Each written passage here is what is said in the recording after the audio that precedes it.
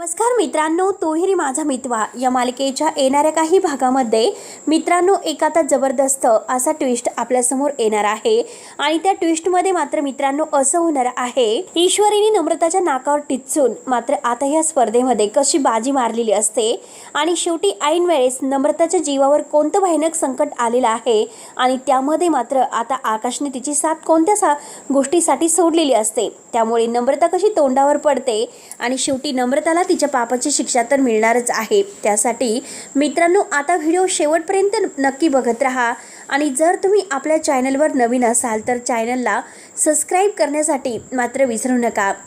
तेव्हा आता मित्रांनो हे बघा, मालिकेमध्ये आपण असं बघतो की ईश्वरी आता जे काही डान्स तिला करायचा आहे तर त्या डान्स कॉम्पिटिशन स्पर्धेमध्ये तिला मात्र डान्स आता शिकवण्यासाठी आता मस्त डान्स टीचर आणलेली असते आणि ही नम्रताचं आता काही तिला देखवतच नसतं। नम्रताला असं वाटतं की काही करून मात्र आता ही शेवटी ईश्वरी स्पर्धा जिंकेल, त्यासाठी आपल्यालाच काहीतरी आता करावं लागेल। एकतर इतके प्लॅन केलेत पण एकही प्लॅन फ्लॉप झालेला आहे, मग काय करावं। एकतर आई मात्र ते औषध पाण्यामध्ये पिऊन स्वतःच मात्र वेड्यासारखं बडबड करतात, नक्की आता काय करावं।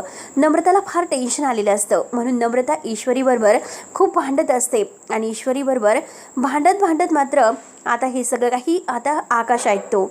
आकाशला मात्र आता इतका राग येतो, त्याला असं वाटतं की आता ही नम्रता इतकं चुकीचं का वागत असेल, नक्की तिला काय झालं असेल ते इतका ईश्वरीचा रागराग करत आहे। कारण आल्यापासून बघतोय मी, कारण नम्रता असं का नक्की करते की काही कारस्थान नक्की करतच असेल।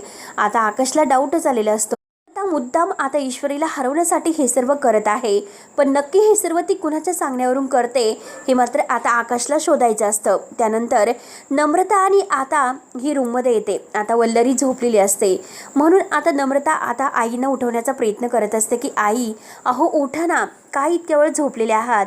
तेव्हा वल्लरीला आता जाग येते। वल्लरी म्हणते की काय गं नम्रता, काय झालं, आणि मी तुला सांगितलं होतं की प्लॅन व्यवस्थित कर म्हणून, शेवटी ते पाणी आहे ते लिक्विडचं तर ते मलाच प्यावं लागलं आणि माझी अशी अवस्था झाली। मी तुला कित्येक वेळेस सांगितलं होतं जरा लक्ष ठेवून करत जा। त्यावरती आता नम्रता म्हणते की आई काय करावं, ती ईश्वरी प्रत्येक वेळेस वाचते आणि बघा तिला आता शिकवण्यासाठी डान्स टीचरसुद्धा आलेली आहे आणि जर कॉम्पिटिशन स्पर्धेमध्ये ती जर स्पर्धा जिंकली तर काय करायचं। आत्तापर्यंत आपण सगळे काही प्लॅन केले, सगळे प्लॅन आपले फ्लॉप गेलेले आहे। त्यावरती वल्लरी म्हणते की हे बघ तू काही काळजी करू नकोस, मी आत्ताच्या आत्ता सौदामिनीला फोन करते आणि सौदामिनीला फोन करून आता विचारते की नक्की काय आहे आणि आपला प्लॅन कसा आहे आणि काय आहे हे मात्र आत्ताच आपण ईश्वरीला काही कळून द्यायचं नाही।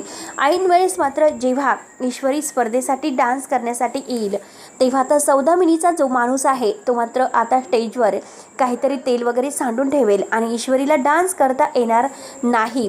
तेव्हा आकाश यांचं सगळं काही बोलणं ऐकत असतो। आकाशला खूपच राग येतो आणि आता सौदामिनीचं जे काही बोलणं झालेलं आहे, सौदामिनी म्हणते की बरं ठीक आहे, तुमचा प्लॅन आहे तर तसंच अगदी प्लॅन प्रूफ होईल आणि सगळं काही तुमच्या मनासारखं होईल, म्हणून मात्र आता तुमचा प्लॅन मी रेडी करते असं तिने ठरवलेलं असतं। त्यानंतर इकडे राकेश जेलमधून कसं फरार व्हायचं आणि ऐन वेळेस आता ह्या स्पर्धेच्या ठिकाणी आपल्याला कसं पोहोचायचं आहे याचा विचार करत असतो आणि त्याच वेळेस मात्र आता आकाश जेव्हा आता ही म्हणजे चेकिंग सुरू असते आणि त्याच वेळेस आता म्हणजे त्याला बॉम्ब सापडू नये यासाठी मात्र तो बाहेर येतो आणि बाहेर येऊन आता जो काही बॉम्ब हल्ला आहे तर तो त्याला करायचा असतो, पण तेथून तो पोलिसांच्या नजरेमध्ये धूळ फेकतो आणि तेथून गायब होतो। त्यानंतर अंजली इकडे बाहेर आलेली असते।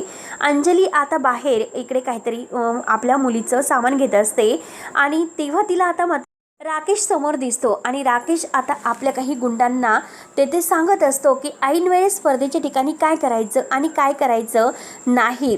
तेव्हा अंजली हे सगळं काही पाहते, राकेश सुटलेला आहे, तिला तर धक्काच बसतो, परंतु स्पर्धेच्या ठिकाणी मात्र आता बॉम्ब हल्ला करणार आहे हे आता अंजलीला सगळं काही कळतं। अंजली म्हणते की आता किती काही झालं तरी लवकरात लवकर मला अर्णव आणि ईश्वरी ह्या सगळ्यांना हे सांगावंच लागेल, नाहीतर खूप मोठा अनर्थ होईल, म्हणून अंजलीला खूप मोठा धक्का बसलेला असतो। अंजली धावतच येते आणि अंजली आता अर्णव आणि ईश्वरीला हे सगळं काही सांगण्याचं ठरवते, परंतु आता हे सगळं काही कुणाला कळायला नको, जेणेकरून मात्र आता हे जर अगदी म्हणजे जर स्फोट झाला आता हा बॉम्ब हल्ला करण्याच्या अगोदर याचं जर वाच्यता झाली तर मात्र ही स्पर्धा होणार नाही आणि स्पर्धा जिंकणं आपल्यासाठी खूप महत्त्वाचं आहे. म्हणून आता ज्या स्टेजवर आता ईश्वरी डान्स करणार आहे त्या स्टेजवरच मात्र आता एका ठिकाणी राकेशने आपल्या माणसांना पाठवून तो बॉम्ब तेथे लपवलेला असतो. परंतु अंजलीला हे सगळं काही माहिती असतं. अंजली धावत अर्णव आणि ईश्वरी यांना सगळं काही सांगते. तेव्हा आता ईश्वरी चलाक असते. ईश्वरी मात्र आता काही झालं तरी झालं तरी ह्या म्हणजे बॉम्ब हल्ल्यामध्ये किती काही झालं तरी बॉम्ब मात्र आता तिला माहिती असतो. ती सगळं काही चेक वगैरे करते आणि तो बॉम्ब आहे तर तो अर्णवच्या मदतीने नंतर त्याचं नायनाट करते पोलिसांना सांगून. राकेश मात्र आता आपल्या माणसांना फोन करत असतो. सगळं व्यवस्थित झालेलं आहे का त्या माणसांना आता माहितीसुद्धा होऊन देत नाही. तोच बॉम्ब दुसरीकडे गेलेला असतो. त्यानंतर मात्र आता ज्या बॉम्बच्या वायरी वगैरे आहेत तर त्या सगळ्या काही तोडून वगैरे बॉम्ब फेकून दिलेला असतो. तर ईश्वरी आता स्टेजवर येणारच असते. सौदामिनीचे जे काही माणसं आहेत तर ते मात्र तेल सांडायला तेथे येतात. म्हणजे त्यांच्या हातून काहीतरी पडलेलं दाखवतात आणि नक्की ती तेलाची बॉटल असते आणि ते तेल आता सांडलेलं आहे. कोणाचंही लक्ष नसतं. पण आकाशने आता हे सर्व पाहिलेलं असतं. आकाश आता त्याने वल्लरी आणि नम्रताचं बोलणंसुद्धा ऐकलेलं असतं. कारण त्याने नम्रताला असं काहीतरी सुनावलेलं असतं की आजपासून तुझे आणि माझे संबंध तुटलेले राहील. ईश्वरीचा तू आता इतका रागराग करत आहे. स्पर्धा जिंकण्यासाठी ईश्वरी आतोनात प्रयत्न करत आहे. एकतर तू स्पर्धा जिंकावी आणि एकतर ईश्वरीने अर्णवने स्पर्धा जिंकावी यासाठी त्यांचे जीव तोडून प्रयत्न सुरू आहेत आणि तू त्यांना स्पर्धेमधून हारण्यासाठी इतकं काही खालच्या थराला जाऊ शकते ते पण आईचं ऐकून. म्हणून आता आकाशला फारच रागलेला असतो. आकाश लगेच आता नम्रताला म्हणतो की हे बघ आजपासून तू माझ्याशी बोलायचं नाही. तुझ्या आणि माझे संबंध सुटले. तेवढ्यात रागाने मात्र आता ही आकाश स्पर्धा खेळायला तयारच नसतो. तो स्पर्धेतून बाद होणार असतो. पण नम्रता आता खूप विनवण्या करते. नम्रता म्हणते की आकाश किती काही झालं तरी आज आपलं भांडण हे दुसरीकडे आणि आपल्याला स्पर्धा जिंकायची आहे. आकाश म्हणतो की मला तुझ्याबरोबर खेळण्यामध्ये कोणताही इंटरेस्ट नाही. काही झालं तरी आज मी ईश्वरी आणि अर्णव यांना सपोर्ट करणार आहे. तेव्हा नम्रताला फारच राग येतो. नम्रता तावाने मात्र आता खाली येत असते आणि तेवढ्यात ती आता जेथे तिने ईश्वरीला पाडायचं असतं तेथे मात्र जी काही ती म्हणजे दोरा आहे तर तो गुंतून ठेवलेला असतो. त्यामध्ये नम्रताचा पाय गुंततो आणि नम्रता खाली पडते आणि जोरात किंचाळते आई ग. आणि तेवढ्यात नम्रताला खूपच लागलेलं असतं.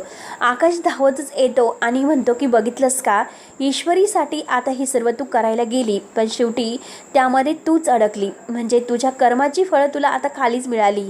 त्यामुळे आता बस अशीच इथे रडत. तेव्हा नम्रताला फारच राग येतो. नम्रता म्हणते की आकाश तुम्ही असं कसं बोलू शकतात. आकाश म्हणतो की हो तू त्याच गुणाचे आहे.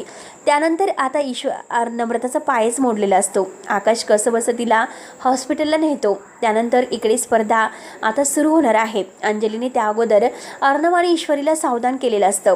आता सगळं काही स्पर्धा सुरू होण्याच्या अगोदर ईश्वरी आणि अर्णवने सावरून घेतलेला आहे आणि बॉम्ब काही तेथे ठेवलेला नसतो. त्यानंतर आता जो काही आता डान्स ईश्वरी करणार आहे आणि तो डान्स ईश्वरी करते तेव्हा त्या डान्समध्ये ईश्वरी इतकी सुंदर दिसत असते आणि अर्णवने तिची साथ म्हणून असा काही अभिनय केलेला असतो.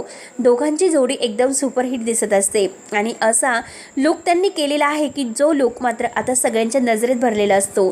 ईश्वरी आणि अर्णवचा तो लुक बघून सगळे दिलदिवाने होतात. सगळ्यांना आता ईश्वरी अर्णव म्हणून सगळेजण जोरजोराने टाळ्याने शिट्ट्या वाजवत आहेत.